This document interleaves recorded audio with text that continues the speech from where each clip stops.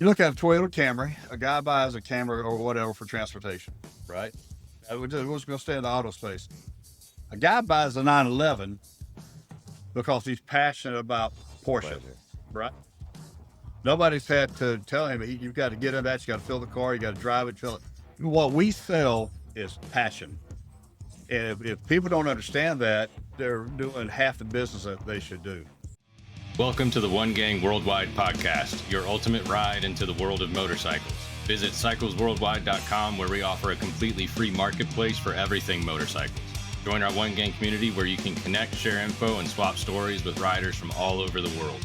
Join for free at cyclesworldwide.com and be a part of the One Gang community right now. What's up, One Gang? Today we're sitting down with a man who's seen the dealership world from every angle, from the showroom grind to the executive boardroom.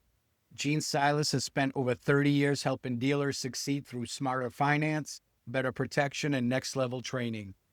Not only is he the vice president of sales at Brightline Dealer Advisors, but he's a Marine Corps veteran. Thank you for your service, sir. A biker and a Brazilian Jiu-Jitsu black belt. Woo. Welcome to the show, buddy. We're excited to have you, man. Been looking forward to this one for a long time. Yeah, bro. I'm excited to be here. Appreciate you guys having a knuckle dragger like me on here. Gene, we're grateful for the time, man. We got to spend a few minutes with you before the show, getting to know you some even more, and this is going to be a great episode. Thanks for joining us again. So we'll start out with the icebreaker round. We'll break the ice. You ready for 10 rapid fire, quick answer questions? Let's get it. All right. Number one, what was your first bike and what memory comes with it? My first bike I got in the 9th grade was a Suzuki GS 850, which is way too much bike for a young ass kid to have. 9th grader. But I had a neighbor in the trailer park who had it, Nice. and he never rode it. He says, hey, and I need a way to go. So anyway, long story short, I ended up getting it from him, and I rode the hell out of the thing. And I remember telling my mom, I was like, I don't need a car. I got a motorcycle. Well, I come from a family of bikers, so she knew how this was going to go in December, January, February. So anyway, it got to a point, I just started freezing my ass off. That's what I remember the most. I love riding though, man. It was, like, I come from a family. Everybody says they come from a family of bikers. I come from a family of bikers, so that's all we knew. Yeah. And it was a good time though, bro. I love that bike. Honestly, it was fast. It was way too fast. The hell, any of them are really now. Yeah. It was a good time. That's a lot of bike for a 9th grader. All right. Question 2, coffee, energy drink, or shot of Jameson before a big meeting? I always do energy drinks. I'm a Starbucks tropical citrus, the little canned drinks. That's the best thing Starbucks make. I don't really like their coffee, but those things are good. The guys that work with me tell you I'll drink 10 of them a day when you wait too much. Damn. Yeah, at least I drink at least 10 a day.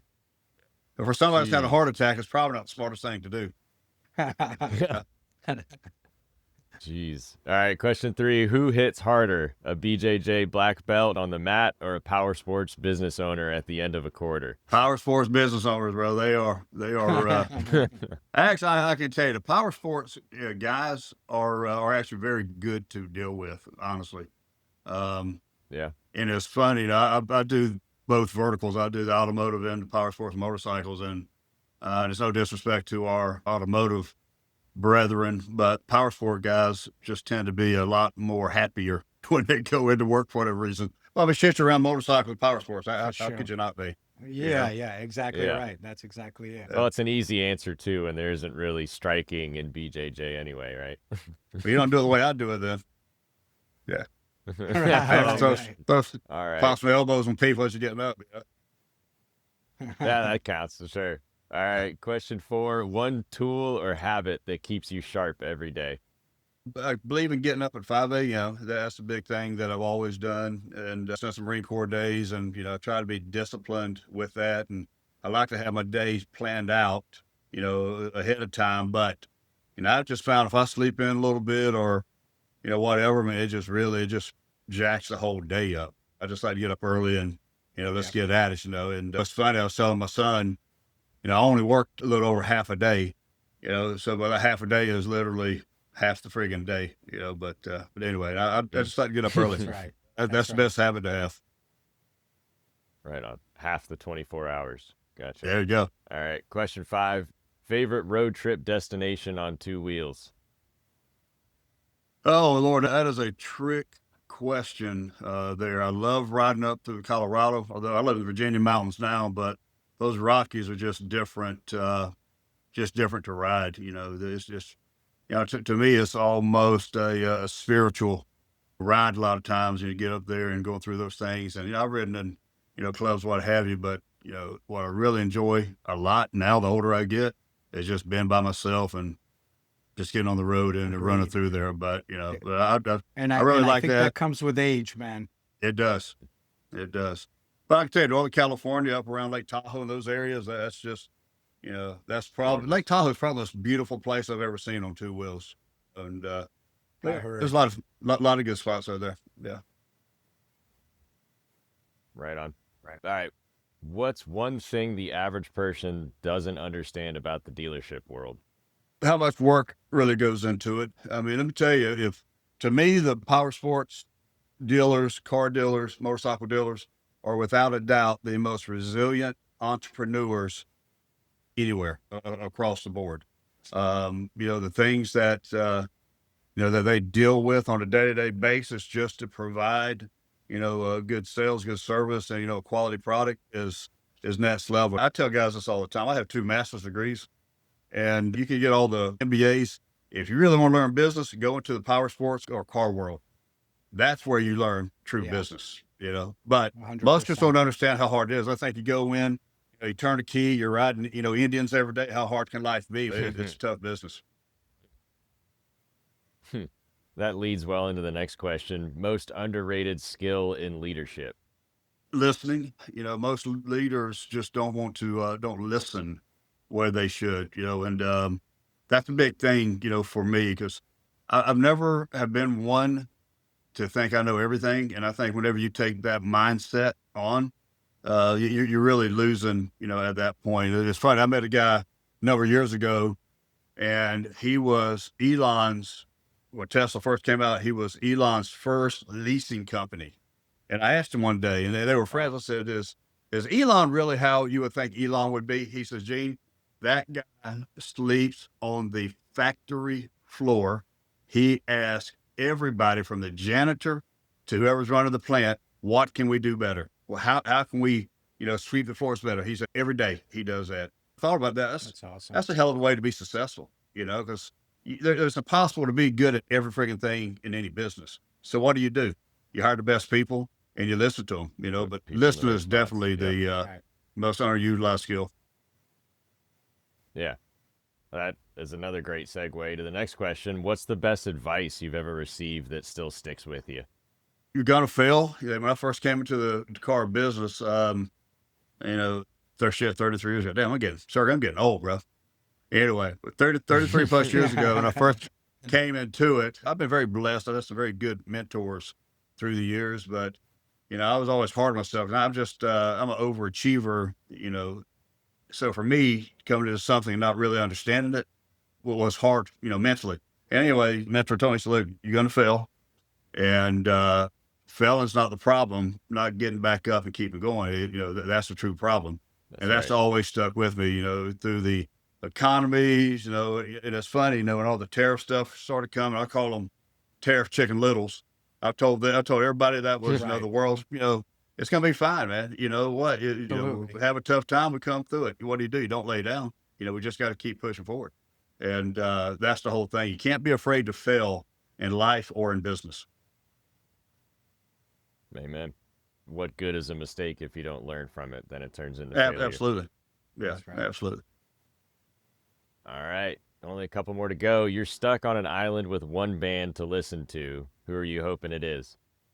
Lord have mercy. It's funny. I've been all over the place. You listen to my playlist, and be like, this cat's confused, But it's funny, man. I'm a South Carolina kid, so we grew up listening to the Leonard Skinner, old Southern rock, and I like that a lot. But if I'm gonna listen to a band, it's probably going to have to be Led Zeppelin. That's the only one I can listen to.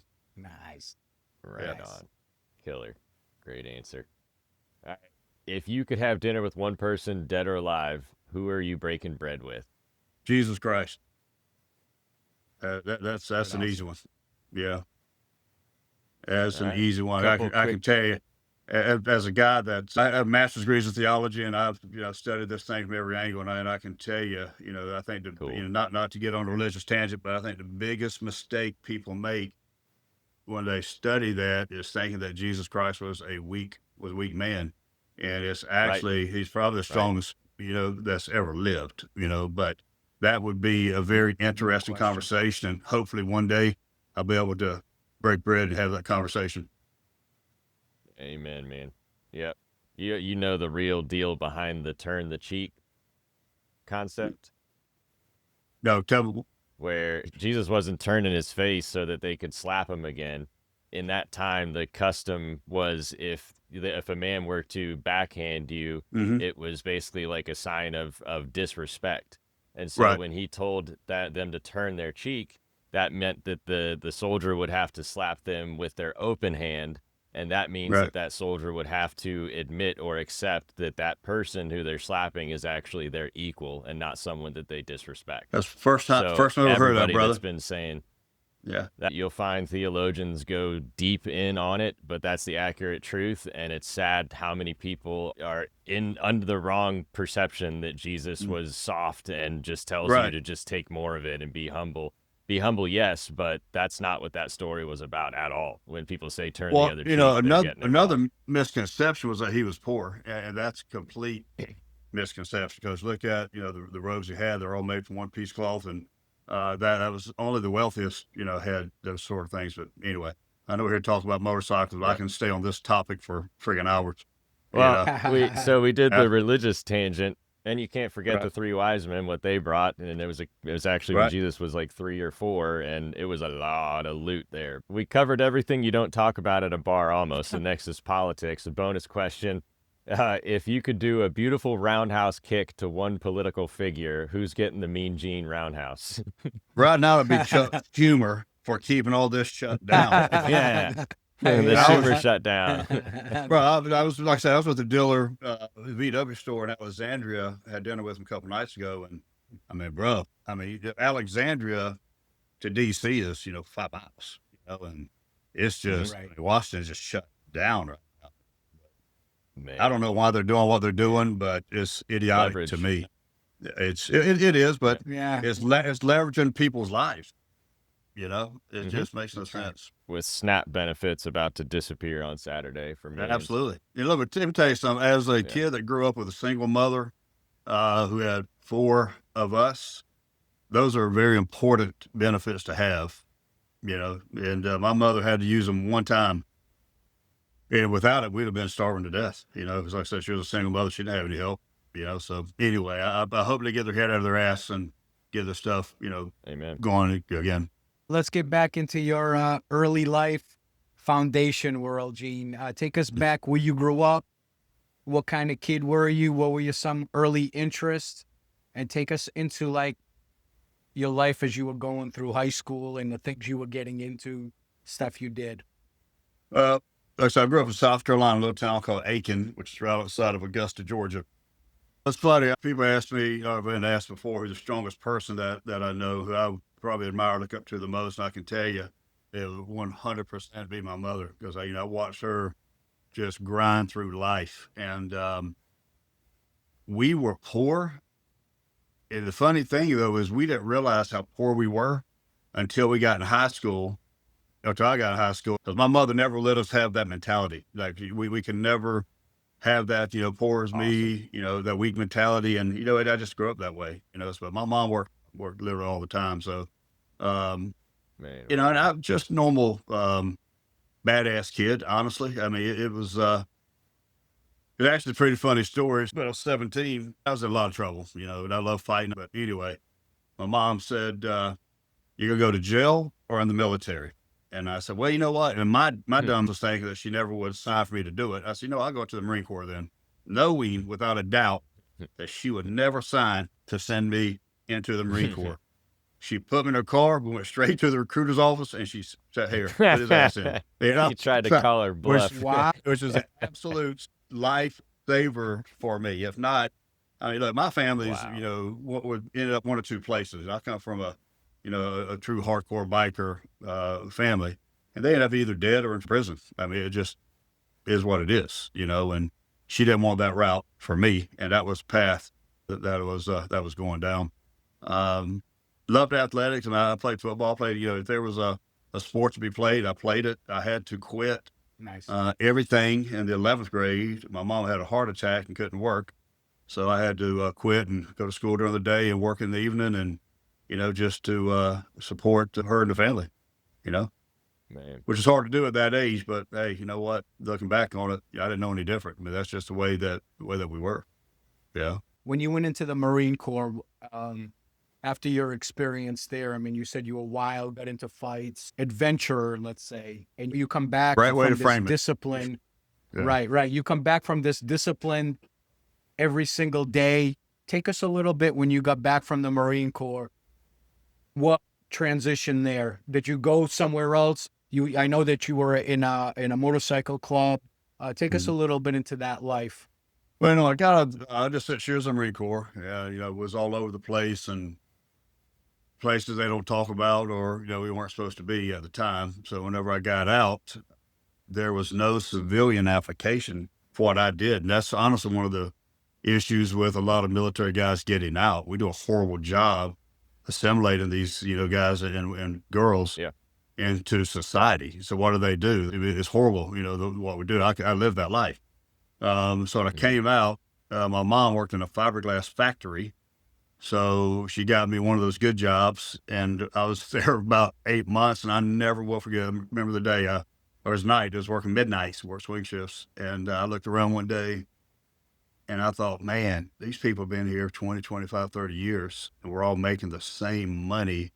And to me, never coming, being around money, I was like, this just does not make sense to me at all, So, I was disciplined enough to realize, hey, this isn't the route.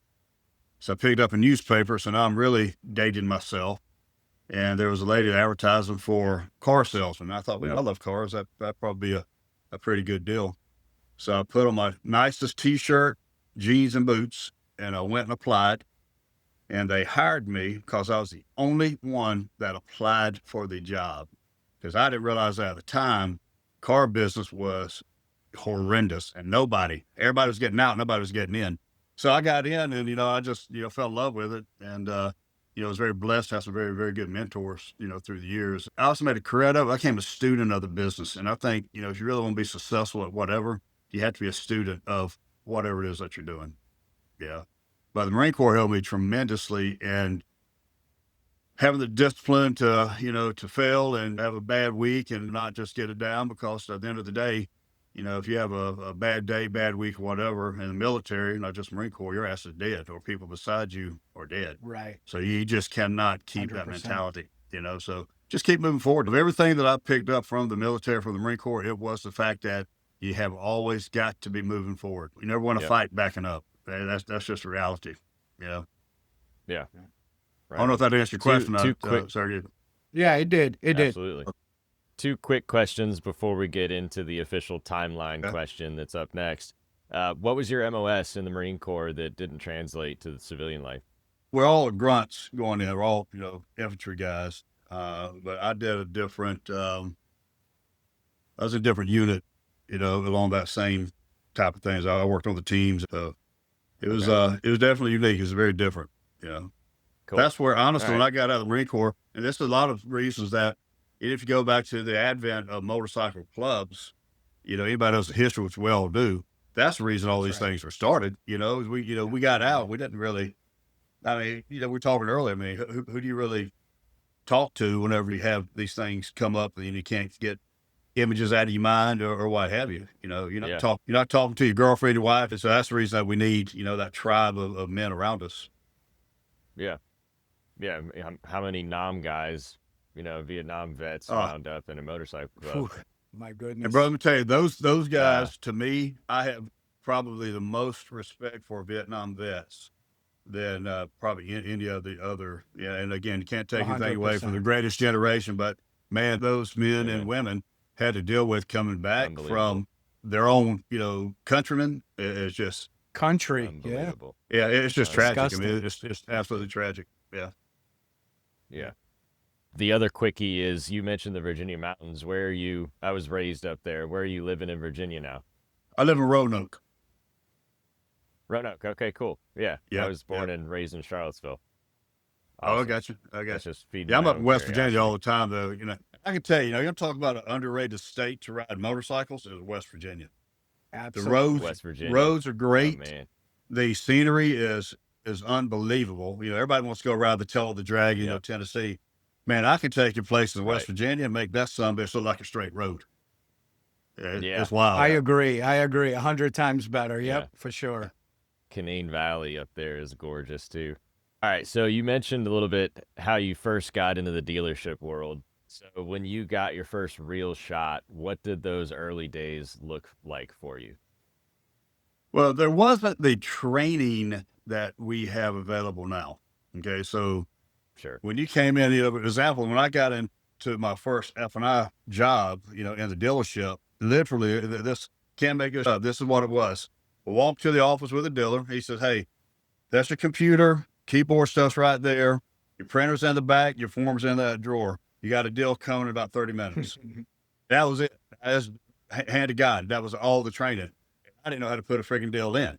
And, that was what really, one of the reasons I transitioned to this side eventually was because of the lack of training available. And I mean, real training. I can take a textbook and I can teach anybody a process of, how to sell a service contract, how to sell a car. But I'm a believer that you got to get side by side with guys and girls and do it with them. Because just to discuss it, That's especially right. guys, our age, it doesn't resonate. Show me what you're talking about. And that's been my That's success right.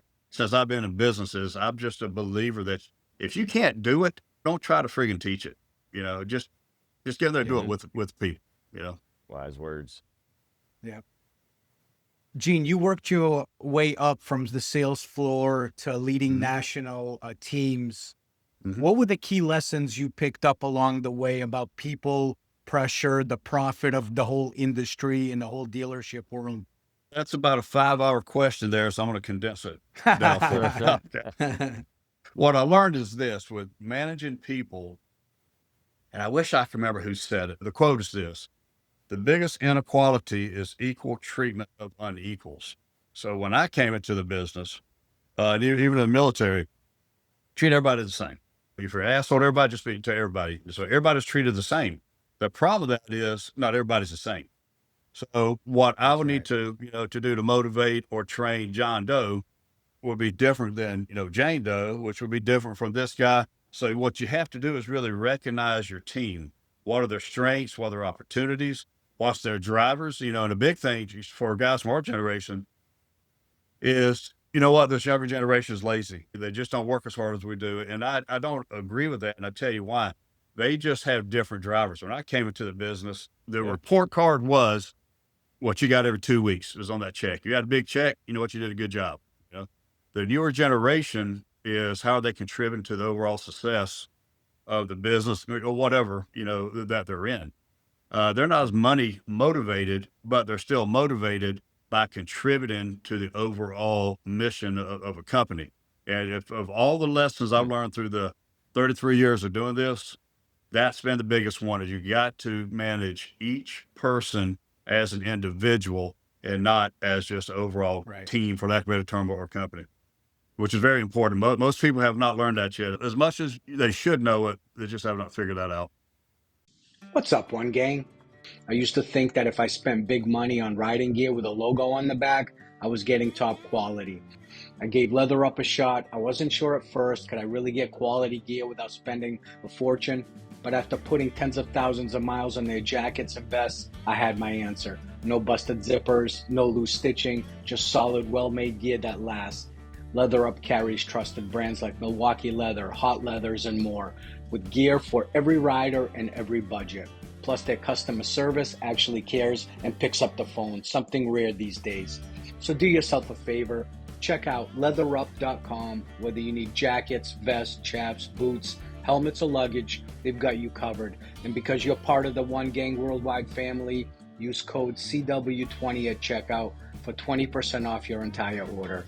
Stop overpaying, gear up with Leather Up, and see the difference yourself.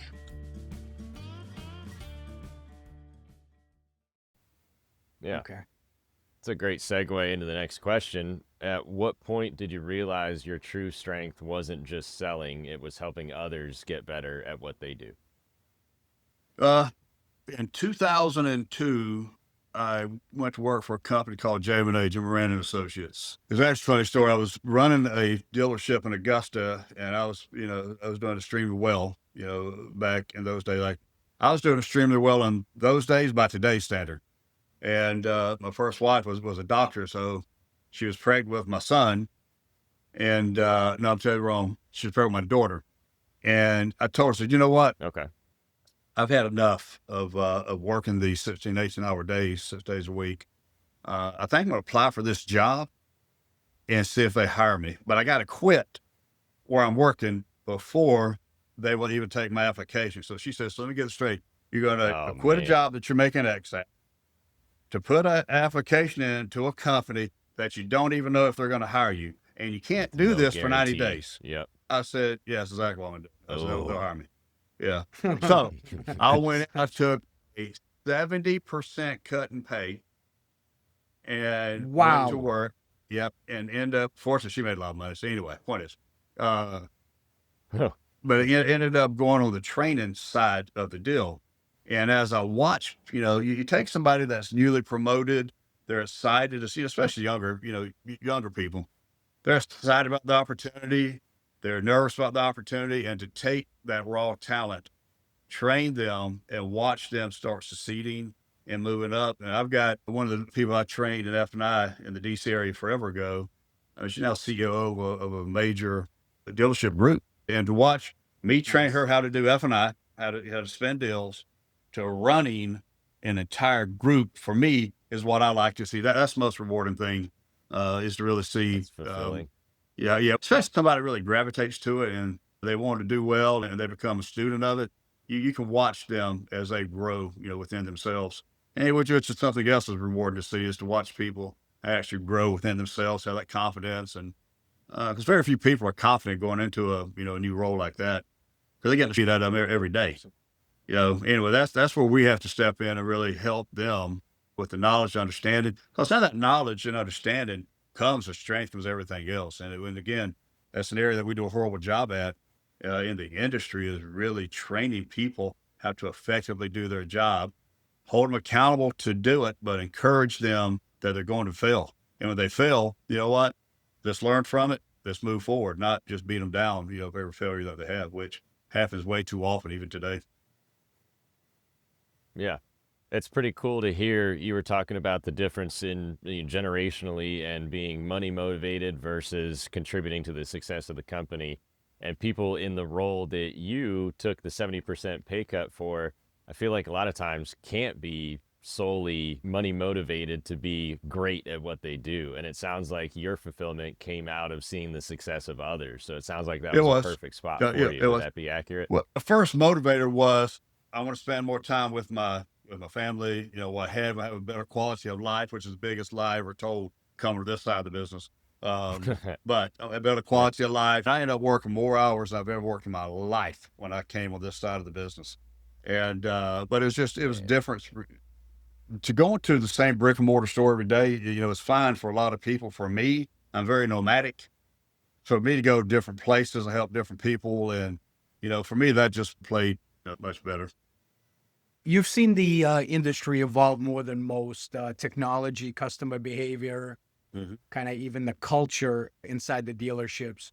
What changes have made things better, and which ones have made it tougher, in your opinion, in your 33-year experience? Well, I can tell you the conversation I had yesterday, and it's actually a great question. AI has made it better and has made it worse at the same time, because as we get deeper into it, people really, right now AI is just a buzzword, but AI has been around forever, really. But now it's just such a buzzword. But what people don't understand is, as it gets more sophisticated, how's that going to translate into what we do? And we're seeing that right now. Right. A lot of these AI models are, able to do the F&I, do presentations. It's just a whole lot of different things. They're able to have a conversation with a lot management company yesterday. And man, the things that they can do to dial in is just unbelievable. But every thing that gets dialed in is going to mean you got to have one or two things. Somebody's going to lose the job to do it, or more importantly, they need to be educated on how to continue to work to make that better. And that's where it's going to be bad for a lot of people. Is a lot of people just like, you know what, we've done it like this for 35 years, but no, this changed, man. It's changing like that. Especially us older guys. I hate to refer to us like that, sorry, but for us older guys, a lot of us just cannot adapt to the fact that, hey, this is the way it's going. I've always recognized forever, hey, you know what? This is a very evolutionary business. The way we do business today, in 2 years, is going to be completely different. 5 years, it's probably going to be framed out, even more different. So you just got to have that mindset, hey, this thing's evolving. Are you going to evolve with it? Or are you going to become a dinosaur and just become extinct? And unfortunately, I've seen a lot of very, very good people just become extinct because they refuse to evolve with the business. Adapt. I agree with you. Our generation and older, if you're not changing with the times, man, you're really falling behind. And we're kind of seeing that in the industry, right? With a lot of these smaller dealerships closing up because they're still doing things the way they were doing it 10 years ago. Yeah. And it no longer is relevant in today's fast-moving world that we live in. So if you're not changing, you're definitely leaving. So good point on that one. Yeah. One thing that's interesting, too, about AI is that, in my personal humble opinion, I believe that it's going to force people to adapt in a way that makes them more valuable. So if AI can replace 50% of what you do in your job, where can you gain that other 50%? Yeah, AI can do this, but I'm able to use AI and be the operator in this to accomplish these additional tasks that are beyond my job description. And so I think that it's going in a way, it's going to push human innovation as well, which is cool to think about. And Amazon earlier this week just announced massive layoffs, and the only citation they gave was innovations in AI. Yeah. So it's like, it's matter of fact, it's sad and it's crazy at the same time. Yeah. I wrote a LinkedIn article a while back, and we're talking about, AI, being the threat, yada, yada, yada. The whole article is this. I don't believe AI is a threat. You know who the real threat is for power sports and auto industry is Amazon. Who? When you just today go on in Amazon up, what you can have a motorcycle, say a 550cc bike, delivered to your front door, and all you got to do is put the mirrors on, and it's gone, and it's less than $4,000. It is to your front door. I mean, it's wild, man. That's the Hyundai now is doing direct to consumer through Amazon, and a lot of people don't know it, but Bezos bought the Washington Post years ago. Well, he doesn't buy it because he's that freaking news conscious. He owns about 80 plus dealerships, car dealerships right now. So, I mean, I'm not that smart of a guy, but I can figure how this is going to end up going. No question about it, man. Yeah, I'd never thought to look for any kind of CC keyword on Amazon, and sure enough, there's all these 250s, 550s, actual fuel injected. There's dirt bikes, there's road bikes. That's crazy. Crazy. Delivered to your front door.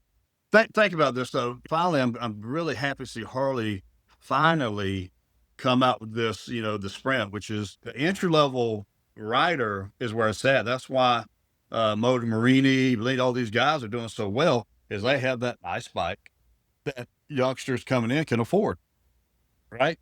Mm-hmm. How cheap is that? And a lot of these guys, they don't want. I ride a Pursuit, and I got a Street Glide, but anyway, a new rider is not going to want to ride a Indian Pursuit around, right? But they'll ride that 250cc bike in and around town, college, whatever. Yeah. And that's where they're really, I'm telling you, man, it's wild. It's wild to watch. That's wild. And what's the price on them that you're looking at? It's all over the place, but I mean, you could do a 250. It's like a chopper style for $2,245. It gets here in less than a week. It's crazy. Think about that, bro. That's nuts, right? Yeah. That's I'm gonna have a Yes. lot of There's I'm gonna another have a lot one. of dealers pissed off at me for bringing that up. But anyway, sorry. Yeah. Well, we can edit this out, you know. no, It's man, you can't I'm edit it kidding. out. I'm kidding. The truth, hey, It's the truth shall set you free, man, and yeah. that's how it's got to It's the be. truth. So, It's the truth. this 1500 is important for them to know and understand the of threat. the issues that we're having now in this industry, and then that's price points is one of the big ones. So it's Yeah. very, very important that Well, we it's- adapt. I was having this conversation with Miss Harrison, Kim Harrison, right after we left Columbus, and actually I was sitting there and I was thinking about the riders that were aging out, and actually I think I started a conversation with Bob myself anyway. But Kim walked in, I thought, I wonder how many women, what percentage makes up the market, and I wonder because this is how my mind goes. I'm all jacked up, by the way I think sometimes. But I wonder also generationally, how does this look? Because what's some of the biggest issues we have in the industry right now? Riders are aging out. We're not replacing them, but the mindset has always been this is a male dominated section of society, right? Right.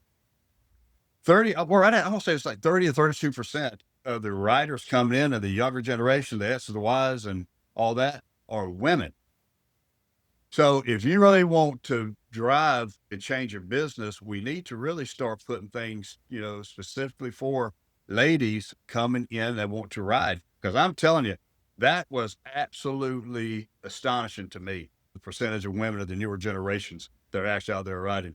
That's going to be the a big growth sector for those that figure it out. And here's one thing that AI will never do. AI will never be able to make that rider, female, male, whatever, understand the passion and what it feels like to bust through Colorado mountains, and feel that wind. Right. It can't sell that. Right. So who has to sell that? We have to sell that. The dealers have to sell Correct. that Correct. passion going in. But, and I don't think we do a good job of that in a lot of areas. Yeah. All right. Well, it's another great segue to the next question. How do you personally keep adapting and staying relevant after 3 decades in the game? Well, there's an old saying in the first clubs I was in, we had to say, if you're not green or growing, you're ripe and rotten. And I've That's always, would like to think that I'm not that smart, but I'm smart enough to know this thing evolves. So you make one or two decisions. You either evolve with it or you become rotten and die out. And again, I've seen some really, really good business people die out because they refused. Not that they could not adapt, they refused to adapt and fighting innovation, fighting technology. You're going to lose that battle 10 out of 10 times. Bro. I mean, it just is what it is. But to answer your question, I know that it's going to evolve, and I'm very open-minded to that evolution. And I try to get in and study it early before it gets way, in. I want to know what it is at the beginning. Mm-hmm. Yeah. If you're not Great green and answer. growing, you're ripe and rotten. That's That's an awesome that setup. Yep. All right, listen, let's get in a little bit into Brightline. For people not familiar with Brightline, give them the Reader's Digest version of what the company does. Well, Brightline Dealer Advisors, we like to call it 3 legs to a stool. All right. So obviously the F&I, side of it, which is what I do, which is F&I products, different reinsurance positions, what have you. Then we have the property and casualty side of the business, which obviously does your, the building insurance, anything to do with that. It's funny to talk about AI now, cyber security insurance. I didn't know that was a thing until I came to work with Brightline, but that's a huge thing now. So that should kind of tell you the story on that. So anyway, we do F&I, we do the P&C, and then we have employee benefits. We do it that way because we really want to try to address the pain points, that any dealership would have. The employee benefits is interesting because obviously without employee retention, we always focus on customer retention, but not many of our brethren and sisters are focusing on that employee retention. So you got to have the right employee benefits there. So that's a big focus for us. But at the end of the day, what I do, I tell people this all the time, the F&I products, the service contracts, what I try to do is how can I help a dealer sell more bikes, make more money, retain more customers, and make the processes easier. And everything else, comes after that. And I think a lot of people on my side of the business confuse that, 'cause they just so focused on, selling the products, they don't realize, hey, you know what? If you're not helping somebody sell more bikes, you can have the best products in the world, and that's not going to matter. It doesn't That's matter. just a big focus for me. That's right. So, and when you look at dealership operations today, what's the biggest missed opportunity you still see across the board? Service is still a huge opportunity, and Mark talks about it a good bit. And I walk these two. I've been very blessed, through my career, to have worked and ran every side of the business. The front end, the back end, the side ends, the every end. And COVID should have taught us one thing, and it is this: service retention, service profitability is key to longevity in a dealership. But I still go into stores every day that's just not the focus. That we're so focused on selling, which is what the focus should be, but you can't cut out the service side of the deal. So without the service, sales can sell the first one. Your service department is going to sell the ones after that. So if you don't have good processes, for that, then that's where you have the one and done customer. Especially now this younger generation, you get a first time bike buyer, you want to be the second seller as well. Right. You don't have what they need, then what are you really doing? They're not coming back, and that's across the board. That's not just power sports or motorcycles. We send the auto industry forever. Gene, explain a little bit in more detail why you chose the service side as a piece that the dealerships are missing. What are they missing when it comes to that? When a customer comes out, I was just having this conversation with a dealer. I won't say the name because we're trying to get some stuff done with them, but customer comes in, right? And they need to have service done. Typically, a lot of times, the majority of the time, call it what it is, the dealer's not saying, hey, Ben, just want to follow up. How was your service, appointment? Did we do everything? Right. So that CSI is imperative back there. And I don't see, a lot of that. Second thing, especially in power sports, the maintenance products in power sports are just outrageous. A Ducati could be, this, Kawasaki could be this, a Harley could be that. Right. I'm gonna give this deal. I was with Ray C's in Lapeer, Michigan, about 3 weeks ago. He has by far the best service maintenance program I've ever seen, and he has it laid out. It's nothing, fancy. He'll do your first 1,000-mile service, have oil changes in there, but the whole thing is they continuously. I wish I had the card on that. Show it to you. It was ingenious. I took it from him. I said, Ray, I'm gonna take this and I'm gonna make it mine. So if you see it, I stole it from you. But the reason it's successful for him is he follows up with the customers, and he's put a program out there that is actually going to be useful and it's affordable for people to come and get. But you look at some of the Ducatis, you're talking $3,000 or $4,000 worth of a maintenance plan. It just doesn't sell.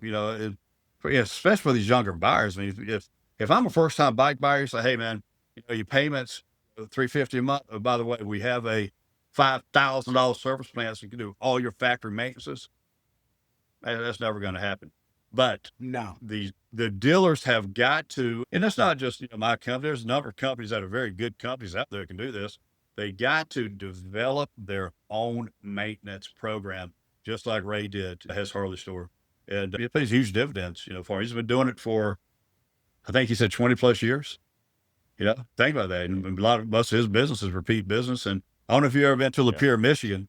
There ain't a whole lot out there. And the guy does a great business, man. He's a great dealer. That's awesome. If you don't know him, reach out to him and talk to him. He's a very, very interesting guy. Very pro-military guy. Anyway, I could talk about, him for an hour. It was, you meet a lot of guys in this business and you're like, you know what? It's just another dealership, another dealer. And then you meet some, you're like, you know what? That guy's got something special going on. He's been a dealer for a long time, but he just still has a passion for the business. And I think that's what, again, I don't mean to run off on tangents, but I think that's what so many dealers and so many people that do what we do miss, that passion. I had a meeting with an Indian dealer in Kentucky, right around my back surgery last year. And from Roanoke to where his store is right outside of Cincinnati was 7 hours. 7 hour drive. Well, I own an Indian. I'm meeting with an Indian dealer, so it never resonated with me to get in my car and drive the 7 hours. So I got on my bike and I rode there. And I never forget, he said, man, you Nice. rode here? I said, yeah, bro, it's a motorcycle store. It's what we do. He said, no vendor has ever ridden a motorcycle to the store. Wow. How are you going to train the salespeople, F&I people, the passion of doing business if you don't ride? It makes no sense to me. It's counterintuitive, but anyway, I digress on that. That drives me crazy. It drives me crazy, as you can tell. Yeah. Absolutely correct, man. Like, if I have to explain, you wouldn't understand. That's sort of, it's been a saying in the riding industry forever, and it's the truth. And the best salespeople are the ones that ride and are passionate about it, compared to somebody that's green. That just, you can't sell a product that you don't believe in or understand the right way to somebody who is now passionate about this possible opportunity that maybe I will buy this bike from what everybody has told me. And then you're going to have somebody trying to explain to you that's never ridden how great it feels to be on a bike. Right. You look at a Toyota Camry, a guy buys a Camry or whatever for transportation, right? We're just going to stay in the auto space. A guy buys a 911 because he's passionate about Porsche, right? Nobody's had to tell him, you've got to get in that, you got to fill the car, you got to drive it, fill it. What we sell is passion. And if people don't understand that, they're doing half the business that they should do. And I would really like to see the passion come back into what we do, So we'll see. Agreed. We'll see. Agreed. It's passion. And I also like to visit dealerships from time to time, wherever I'm at, and just to kind of get the feel. Doing it from now, this side that Ben and I are building with Cycles Worldwide, I'm kind of like interested to find out how these dealerships are surviving. So I'm no longer with that stress of being an independent shop. And the biggest thing that I always see is so much wasted time, because these kids are coming in and a lot of them don't have experience in the industry, and then they're not being taught the proper ways how this business works, which is, this is a personal business. You build personal relationships. This is something where you have repeat customers, people recommend you, so on and so on. And I just see a lot of guys on the showroom floor, if it's not busy or anything like that, they're on TikTok or they're on, Facebook. It's insane, man. Instead of constantly following up on leads and showing people specials and getting people back in the door. So, a lot of has to do from the top down. I think training is kind of lackluster. The great dealerships are successful for a reason, is because they do take the time to train their sales staff the right way with their procedures. And sometimes these kids get thrown into a fire, and with no experience and no real riding understanding, you can't sell the product, man. You're just going to suffer. I would take that one step further. I think one of the biggest issues that happens is this: the managers that are hiring the salespeople to come in don't understand it. So that's where it's really incumbent on the dealers to make sure that everybody is trained coming out. Because what happens, you've seen this, I've seen it. Go into a store, they're like, we need 4 salespeople. And they just hired, the first 4 people that really apply, that can pass the background and drug test, not really asking, hey, what do you ride? Do you ride? How often do you ride? What's your favorite bike? Basic questions like you're asking me. They just don't ask those questions. My son has been in the car business for right at 2 years. When he came in, I said, dude, don't be the friggin' salesman that is waiting on lot customers to come up. I said, that's a dying proposition. I said, if you're going to be there 10, 12 hours a day, friggin' work 10 or 12 hours. So he takes virtually no lot traffic, no ups coming in. He develops every bit of business that he does. He'll sell 25, 30 cars a month, taking that many lot ups. But I've shown him from here to here, and I learned a lot from him. And he's taking it from here to here, So either way, to your point, you got to really be out there. The technology is a big thing. Facebook Marketplace. You got to just create your own economy. Jim Moran used to say that a lot. There's a lot of millionaires made in the Depression. And, you just create your own economy. That's just the only way it works. That's right. Let's change gears a little bit. Take us a little bit. How long you been studying jujitsu. I mean, you're a black belt. How did that all come about? Well, we did a little bit of the Marine Corps. And when I came out of the Marine Corps, I was on so many freaking pills. I'm just like, really walking around like a zombie. And a friend of mine said, hey, man, but back when I started, really was only a handful of jujitsu places anywhere. But I had a friend of mine in Augusta, Georgia that trained with a guy.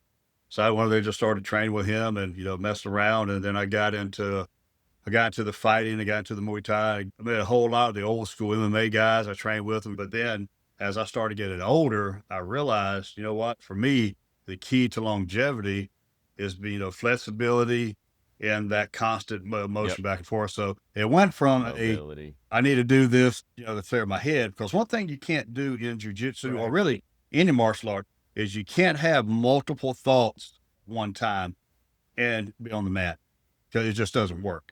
So what jujitsu does, it trains your mind to focus on singular thoughts. If I get, going different directions in my head, I'm able to just pull them back in and focus and move forward. But in this through the years, I've been he's like a brother to me today. His name's Tom DeBlas, and Tom and I have, a lot in common that, we both fight demons that, we needed each other to talk to and, bounce things off of and be there for each other, which as men, we do a horrible job with, so it became more of a community, to me as well. And just something that, I just have a passion, love doing it. I had back surgery about 6 months ago. I hadn't been able to train and I just lose my freaking mind. And finally, I'm like, you know what? If it cripples me up, it cripples my ass up, man. I can't not be out there doing it, anymore. So I'm going to start back training this week. Important. Good. Nice. Yeah. Well, I'm sure you'll be careful. I don't have to tell you.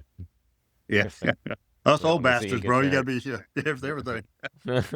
Yeah. The leading cause to old men being injured is thinking that they're young men. So, right. Absolutely. Well, it's funny. That's our demons, man. When I travel, I will take a bag with me. I have gis and no gis. So when I go into a new gym, and Tom DeBlas is one of the most well-known Brazilian Jiu-Jitsu black belts in the world. So they find out I'm a Tom DeBlas black belt. These youngsters just want to take my head off my body. And I tell them, hey, bro, Jesus, I'm older than your dad, to back it up a little bit. You can't say that. So what you end up doing is, to your point, just say, hey, you know what? I still feel like I'm 21, but I'm not. I'm not going to move for 3 days after this. Yeah. Let's go. That's so funny. So true too, man. I meant to tack that on to the speed round earlier, the icebreaker. If you were going to the gym just for fun, are you a gi or no gi guy? I like the gi. The older I get, because I like to have things to hold on to, so you can grab the bells, you can, especially these youngsters. My son, he's been training since he was 8, and cool. He sits 160 pounds like friggin' lightning. So the only way I can really roll with him now is he's gotten older really good, is have the gi to hold him and slow his ass down. Got nothing to hold on to. Right. Yeah, got to hold on to it, bro. Yeah. The no gi is just, it's different complexities. I've done both of them for a long time, but for me, the older I get, the more I just like the gi. I can choke you with it. I can do all kind of stuff with it. Yeah, that makes sense. All right. Yeah. So how has that mindset of discipline, focus, humility, patience, how is that translated into facing challenges when it comes to business and the leadership world?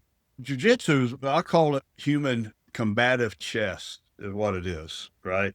And it's really not that much different than what we do now. Everything we do is mental chess is what it is.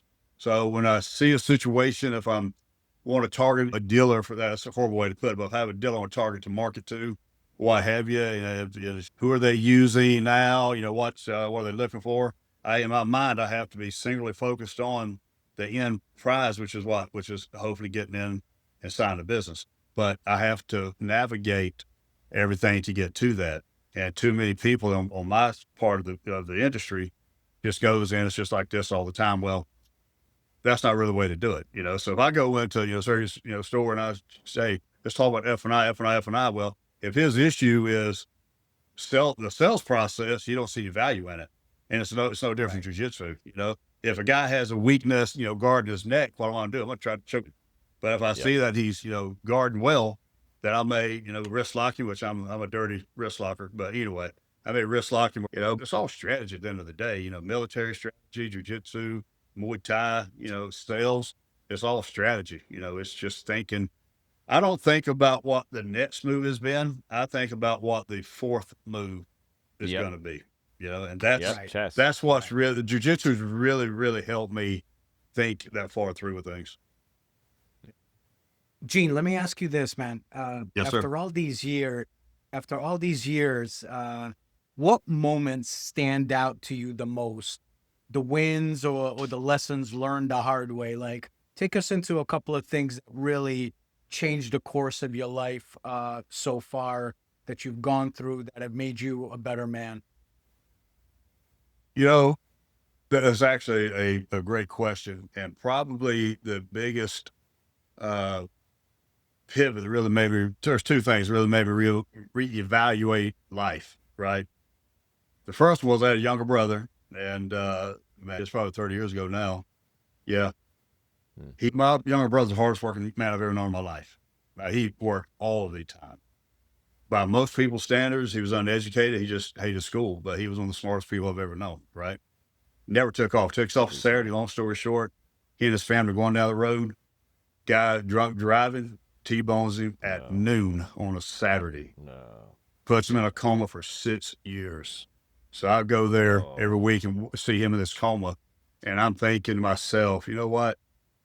Life's too damn short, man. Here he is, spending time with his wife, his daughter. It's that quick, So do we take everything serious? Yeah, of course. This is serious, business that we do, but it's not really that serious, At the end of the day, it's not. When you factor everything in, we are selling F&I products. We're selling, insurance products, What we do is not going to feed kids in the Congo. It's just really, more economic just to keep going. What really matters is what are we contributing to life, contributing to society, contributing to other people to make their life better, to give them a better quality of life. That was the first thing. Second thing is I had a heart attack 7 years ago. And I can tell you, if you really want to have your life reevaluated, almost die. And that right there, really more than anything, woke me up and said, you know what, all this, that we got all the pressure on us here, I don't sweat it, anymore. And a lot of companies wouldn't like to hear that, but that's just a fact, And I see so many really good, especially youngsters, that have really not been through that struggle yet. When they start running that resistance, you just see the stress get on them, and it's just hard for them. And I just don't have that stress anymore, because again, by the time this podcast is over, one of three of us could drop dead like that. And then would it have mattered the issues that you had yesterday? It just doesn't. No. So my whole focus in life now, and I tell people this, and it's not in a bad way. I stopped working for money forever ago. I work for how can I contribute to people's betterment, whether it be their job, their mental health, or whatever it is. That's my focus, and because of that, I've actually done better financially by having that focus. I don't know if that answers your question or not, but yeah. No, perfect, man. That's a great answer. So, Gene, you've mentored a lot of people and seen generations come through this industry. What do you hope the next wave of leaders takes from your journey? Oh, they take it. Everybody's different, and you can't manage everybody the same way. And one of the horrible jobs we do, and again, I have this conversation weekly with dealers across the board. If you bring somebody in to your organization, one of the first questions that should be had is, where do you see 5 or 10 years? Now that's a very old question, but my point is we don't really that was our next show question. a career path for those people. I can tell, like when I came in, it was, hey, just, sell cars. Well, if I didn't start asking, hey, how can I get managed? I can do this. I never would. We need to lay that career path out for the youngsters coming in. If that makes sense, because they need to know, hey, you know what? I'm gonna come in. I'm gonna sell, Harleys for a year. My next path is going to be to get to this position. If I do that, blah blah blah. And we just don't do that. We do a horrible job with it, and they'll wonder why we have turnover with employees. Right. They don't see anywhere past where they're at, and you got to sell that vision to people that they can continue to grow and do better. So I hope they really, really understand that you got to show people what the career path is going to be. Yeah. So mentioning 5 to 10 years from now, take that to the broad industry scope. What do you see in the next 5 to 10 years in the industry? What do you see changing, and what do you believe the values are that should never change? Well, the longevity of anybody is going to be to evolve. Like I say, AI, again, that's the buzzword. AI's been around for a long time, but it's here to stay, and it's getting better and better. For the guys and girls that want to be here, they need to really start understanding the scope of AI. How do you use it to our benefit? It's not our enemy. It's going to be our friend, and it's here to stay. So we just need to figure out, how we can make it work and not be afraid of it. What's the second part of your question there, Ben? What values or aspects of the industry do you believe should never change? Honor, integrity, character. That's Marine Corps values. And I can tell you, 1776 to today, that's the values that most Marines will live by. And if you can go 100 years from now, anybody that's still going to be around to be in business has got to have those values. 100%. Gene, to finish off the show, when the story's written about your career, the guy you are, what do you hope people remember most about you? I hope people remember that I actually cared about people. And when I say that, I probably wouldn't have said that years ago, just because of the perception that we have as men that they can be perceived as weak by saying something like that. I hope people say, you know what, that dude made a difference in Ben's life. He believed in helping people get to the next level. He mentored people to get there. Not just the business side of it is easy, bro. It's the life side that we do a horrible job at helping our employees, the people that we interact with. That's where we really need to do a better job. And I hope that, when it's all said and done for me, that is said about me, that I actually help people in life. That's awesome, man. That's awesome. I think that's happening. Yeah, no question about it. Hey, Gene, where can our listeners, people listening to the podcast, or just people in general, where can they follow you? Where are you most active on? And how can anybody reach out to you if they have questions to ask? And we'll link all this stuff to the show notes. I'm very, very big on LinkedIn. I really don't do much of the other social media stuff anymore. I like LinkedIn because honestly, Lord have mercy, Facebook, all the other stuff just is so political heavy, man. Actually, yes. I just reset Facebook back up just because I need to buy some freaking Harley parts. So as soon as I get one on, but man, it's just a drain. So LinkedIn is where I spend the most of my time. I write a number of articles, and when I write an article, I actually sit there and think through and put So that's if that was get in touch with me. Please there. And let me tell you, and I lay this out there. If there's a dealer watching that's having an issue with whatever, you don't have to do business with me for me to help you. If you reach out to me and say, hey, what do you think about this? I'm having issues with that. I'll come to you and I'll help you just because that's what we all should do for each other. That's the only way the business gets better. Okay. And I mean that genuinely. Just anybody that's got a question, call me. I'll help them any way I can. And I get on my bike and I'll ride to your ass if you have a motorcycle store. Great. That's easy. Nice, man. Nice. Yeah. It's getting chilly up by your way, though. I love it, though, bro. This is the time of year for me to ride, man. You're down in Florida, man. Your blood's already thickened up and everything. You're good.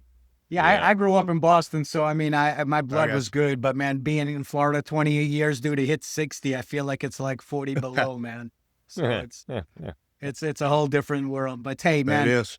In all sincerity, from the bottom of our hearts, brother, thanks for coming on the show, man. I got a chance to get to know you a little bit in Columbus, but to be able to really hear your journey, the type of dude you are, one of the greats of the industry. There's a reason why Robin and Bob and Altoff and all these other guys who I mention your name, they always speak in high regard about you. I appreciate it. Means a lot. So thank you so much for coming on. We hope we see you AMI in January and spend a little time with you. Have a cold beer together. Absolutely. Maybe two if Ben's buying. Or two. Heck yeah. I'll buy. You know, Gene, you mentioned before the show, we talked a little bit about mental health. You just brought it up again about how being vulnerable as men can be perceived as weakness, or we may expect it to be perceived as weakness. And I just have to pay you a compliment. You have a gravitational pull about you that I can tell from listening to Surge and how I feel. You make men want to open up. You're a force to be reckoned with. So I'm grateful that this world has you. I'm grateful for this time you spent with us, and seriously, thank you so much for your time today, man. Brother, I mean, that means more to me than anything. You know, again, at the end of the day, it's always been said about me that I can make people a lot of money, and I have made a lot of people a lot of money. But, to me, I only say that's secondary, man. That's so far back, in my mind of things that I'm proud that I do, that it's not even on the radar, man. I just like making a difference. And the mental health, not to get off topic, I come from a 1%er background. And I can tell you from that culture, the alpha male is so prevalent that, it's 90% of the people that you meet in that world are alpha men. So nobody opens up to anybody. So what they end up doing, they end up using drugs, or whatever. And we need to have an avenue for each other. Suicide's a big, big thing. We need to have an avenue so that we can have an ability to open up, to one another and really vent it out. If not, what happens? They end up getting suicide or, or worse. To me, worse is being an absolute addict in the hospital, not being able to, provide for your family. So anyway, all that being said, that's something else. If anybody has any issues, they can call me at any time. My phone is literally on 24/7, and my number's on LinkedIn. Man. I get calls all the time, from brothers that are, on a downward spiral, and I go to them and help them. So I'm here for that. That's killer, man. Man, Gene. Killer. The world's a better place to have you, man. We appreciate it. Thanks, brother. Hell Appreciate that. All right, we appreciate your time, brother. Thanks. Yes, sir. Thanks for the chat. Yes, sir. Yes, sir.